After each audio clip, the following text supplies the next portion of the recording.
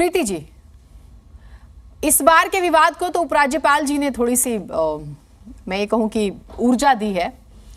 अगर वो गए भी थे तो ये क्यों कहा उन्होंने कि कोई चाहे तो क्रेडिट ले सकता है, दिल्ली सरकार का कोई मंत्री।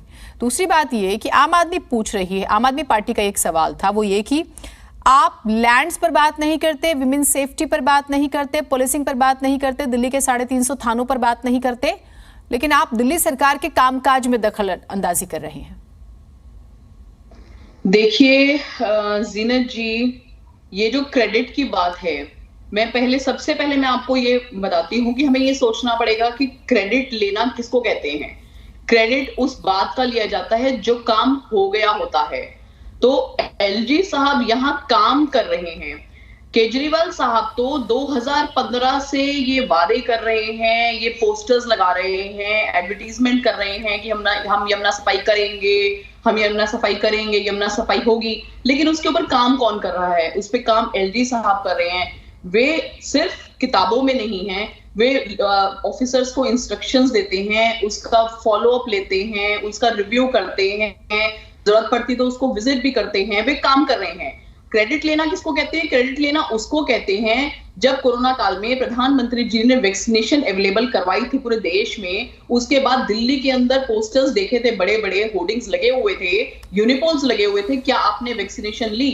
तो क्रेडिट लेना किसी के काम ऐसे कहते हैं। मुझे लगता है ये कहीं ना कहीं जो है लैक ऑफ नॉलेज है इन लोगों की, आम आदमी पार्टी के नेताओं की लैक ऑफ नॉलेज है कि उनको शायद ये नहीं पता है कि क्रेडिट लेना किसको कहते हैं और काम करना किसको कहते हैं।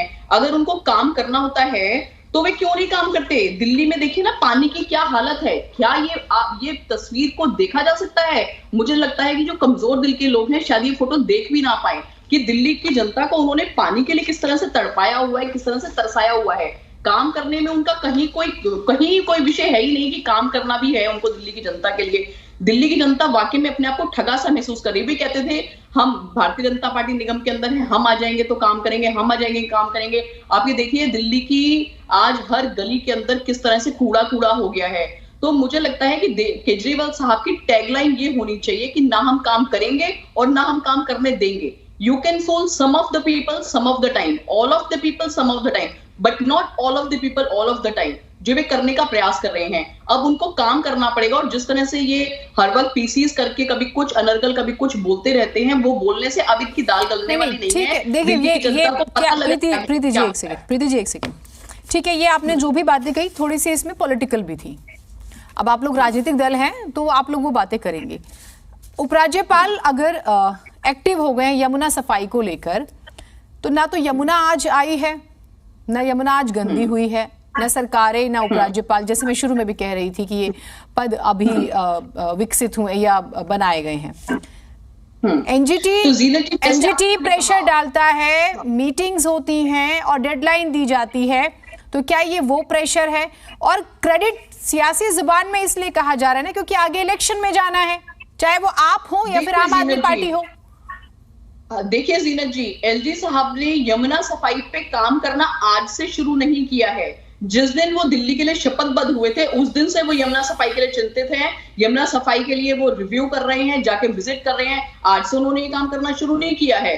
मैं मानती हूँ बहुत पहले से कोई ये पद आज नहीं बने थे, कोई ये यमुना आज से गंदी नहीं है, लेकिन यमुना की सफाई जिस सफाई के लिए शपथबद्ध वो 2015 से थे, उन्होंने काम नहीं किया। एलजी साहब जो हैं वो दिल्ली के गार्जियन हैं और गार्जियन को काम ज्यादा तब करना पड़ता है जब जिसकी जिम्मेवारी है वो जिम्मेवारी से भागता है। तो एलजी साहब काम कर रहे हैं तो उसमें क्या गलत है? गलत तो कुछ भी नहीं है ना। तो पहले वाले जो एलजी थे, क्या हम उन्हें गलत कहें कि वो काम करके नहीं गए?